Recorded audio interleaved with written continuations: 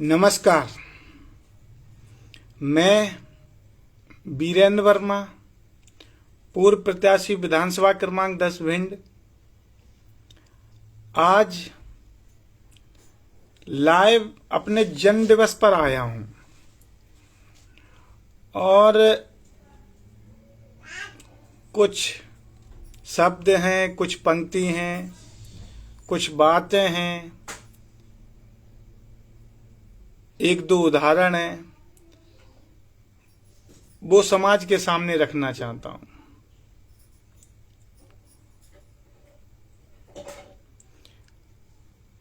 जन्म दिवस तो हर वर्ष आता है और हर वर्ष आकर चला भी जाता है। इस वर्ष भी आया है और वो भी चला जा रहा है। तो इस वर्ष मैंने कुछ सोचा था, एक अच्छी समाज सेवा सोची थी और समाज में कुछ करना चाह रहा था आज के दिन। लेकिन भिंड में फौजी भाइयों का एक आंदोलन है जो चल रहा है, उस कारण मैंने सोचा कि अभी रहने दो, बाद में देखते हैं, अभी उसको स्किप करते हैं, बाद में जब समय मिलेगा तब देखते हैं। तो कुछ पंक्ति इस प्रकार हैं कि मैं अपने जीवन से कह रहा हूं, मैं अपनी उम्र से कह रहा हूं, जो मैंने आज तक इतने वर्षों तक खर्च किया है। मैंने एक उम्र खर्च की है, मैंने एक उम्र खर्च की है तुम पर। तुम मेरा कीमती असासा हो। मैंने एक उम्र खर्च की है तुम पर, तुम मेरा कीमती असासा हो। एक तो खौफ भी हो दुनिया का, एक तो खौफ भी हो दुनिया का, और मोहब्बत भी बेतहासा हो। इसी में दूसरी पंक्ति भी बोलना चाहता हूं कि मैंने जो जीवन में जो अपना समय खर्च किया है और जिस प्रकार जीवन को जिया है, तो उसमें भी कि यह सच है, यह सच है, आजकल मैं जरा यह सच है, आजकल मैं जरा मुश्किल में हूं। यह सच है, आजकल मैं जरा मुश्किल में हूं, बस जिंदगी गुजारने की कोशिश में हूं। यह सच है, आजकल मैं जरा मुश्किल में हूं, बस जिंदगी गुजारने की कोशिश में हूं। उम्मीदों और किस्मत ने सब चूर कर दिया है। उम्मीदों और किस्मत ने सब चूर कर दिया है। खुद को खबर नहीं कि मैं किन रास्तों पर हूं। खुद को खबर नहीं कि मैं किन रास्तों पर हूं। इसी में एक तीसरी पंक्ति और है। जब इस प्रकार की दो पंक्तियां आई हैं, इतने वर्षों तक आई हैं और इतनी वर्ष खर्च भी की हैं जीवन की, तो एक पंक्ति और है फिर। जब आंखों में अरमान लिया, मंजिल को अपना मान लिया। जब आंखों में अरमान लिया, मंजिल को अपना मान लिया, फिर मुश्किल क्या, आसा क्या। जब आंखों में अरमान लिया, मंजिल को अपना मान लिया, फिर मुश्किल क्या, आसा क्या। जब ठान लिया तो ठान लिया। तो मैं बस इन तीन पंक्तियों को अपने जीवन की आप सभी के समक्ष रखना चाहता हूं और एक अपने जन्म दिवस पर उन सभी साथियों को धन्यवाद देना चाहता हूं जिन्होंने मुझे व्हाट्सएप या कॉल पर बधाई दी। उनको बहुत बहुत धन्यवाद। बस एक सामाजिक उदाहरण देना चाहता हूं कि मेरे दिल में है, ऐसा लोगों को करना चाहिए कि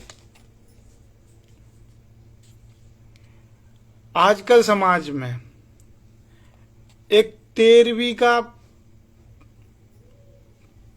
जो भी सामाजिक प्रचार प्रसार है कि अगर किसी व्यक्ति की, बूढ़े की मृत्यु हो जाएगी, बुजुर्ग की मृत्यु हो जाएगी तो 13वीं होती ही है। और जिनके पास पैसे हैं, जो धनवान लोग हैं, वो तो पैसा खर्च करते हैं और उनको फर्क भी नहीं पड़ता है 2-4 लाख में, 5 लाख में, जो धनवान है। लेकिन उसी समाज का जो गरीब व्यक्ति होता है, वो भी, उसको भी सामाजिक प्रेशर होने के कारण 13वीं करनी पड़ती है। अब उसके पास पैसे उतने ही हैं, 2-4 लाख रुपए, और कईयों के पास तो वो भी नहीं है, वो कर्ज पर लेते हैं और फिर 13वीं करते हैं। तो कहीं ना कहीं वो उस दिन तो 13वीं कर देंगे, एक तो व्यक्ति गया, दूसरी 13वीं में कर्जदार हुआ, लेकिन उसके बाद सामाजिक प्रेशर के कारण, ये सब कार्य करने के बाद अगले दिन उनके पास आर्थिक स्थिति इतनी खराब हो जाती है कि उनके जो बच्चे हैं उनको अच्छी शिक्षा नहीं मिल पाती है। उन्हें कभी स्वास्थ्य की ज़रूरत है, वो स्वास्थ्य की सुविधाएं नहीं मिल पाती हैं, और उनके जीवन में जो जिस प्रकार का जीवन उन्हें जीना चाहिए वो नहीं जी पाते हैं। तो मैं उन सभी आदरणीय, माननीय, सम्माननीयों से कहना चाहूँगा कि कृपया आप किसी भी सामाजिक प्रेशर में आके ऐसा कोई भी कदम ना उठाएं जिससे आप कर्जदार हो जाएं, कल आपके बच्चे ना पढ़ पाएं, आपको बेहतर स्वास्थ्य की सुविधाएं ना मिल पाएं, और जहाँ तक हो सके 13वीं जैसे जो भी सामाजिक प्रथा है उसको आप बिल्कुल, अगर आपके पैसे नहीं है तो उसको बिल्कुल, उसका बहिष्कार कीजिए। हाँ, इसमें एक चीज़ है, जब आपके बच्चे पढ़ लिख जाएं, बहुत अच्छे पद पर पहुंच जाएं, बहुत अच्छी जगह सेटल्ड हो जाएं, जब बहुत अच्छे पैसे हो जाएं आपके पास, तो आप पूरे समाज को, जिनको भी आप समाज में उस समय 13वीं का खाना देना चाह रहे थे, उन सभी को बुलाइए।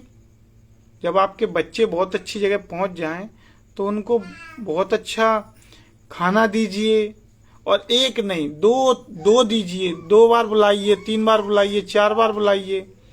जब आपके पास पैसा है, आपके बच्चे सेटल्ड हैं, तो आप कितने भी बड़े कार्यक्रम कर सकते हैं, लेकिन उससे पहले कृपया ना करें, क्योंकि अगर आप ऐसे कोई कार्यक्रम करते हैं तो सच में जो भी गरीब वर्ग है, जिनके पास पैसे नहीं, जिनकी आर्थिक स्थिति खराब है, उनसे पूछ के देख लीजिए। अगर आपको ऐसा लगता है कि मेरे शब्दों में कोई भिन्नता है या मैं गलत विचार दे रहा हूं, तो जिन भी आदरणीय, माननीय, सम्माननीयों ने ऐसे कदम उठाए हैं, उनकी आर्थिक स्थिति आप देख लीजिए। उनके बच्चों पर पढ़ने के लिए पैसे भी नहीं है, फीस भरने के लिए पैसे नहीं है, ट्यूशन पर फीस देने के लिए पैसे नहीं है, स्कूल कॉलेज की फीस देने के लिए पैसे नहीं है, और कहीं ना कहीं वो अच्छी बुक भी नहीं खरीद पा रहे हैं, अच्छी जगह कोचिंग भी नहीं कर पा रहे हैं।